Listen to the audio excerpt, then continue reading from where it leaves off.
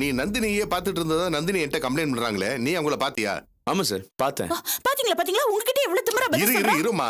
ஏப்பா அன்னைக்கு நீ என்கிட்ட என்ன சொன்ன? ஏன் இப்படி பண்ற? சார் என்ன சார் இது? அவங்கள பார்க்காம இருந்தா நான் எப்படி சார் பாடத்தை கத்துக்கிறது? போய் சார் போய். இவன் பாடத்தை கவனிக்கல. இவன் என்னதான் தப்பான அர்த்தத்துல பாத்துட்டு இருந்தா. ஏப்பா ஏன் நீ இவங்களை தப்பா பார்த்த?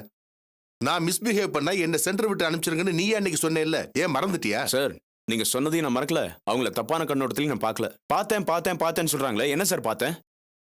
கண்ணடிச்சு நான் கேளுங்க. என்னம்மா உன்னை பார்த்து இவர் கண்ணடிச்சாரா? இல்ல சார். இல்ல தப்பான செய்கை ஏதாவது செஞ்சனா? என்னம்மா? அப்படிலாம் எதுவும் இல்ல சார். பின்ன எதை வச்சு சார் நான் தப்பா பார்த்தேன்னு சொல்றாங்க?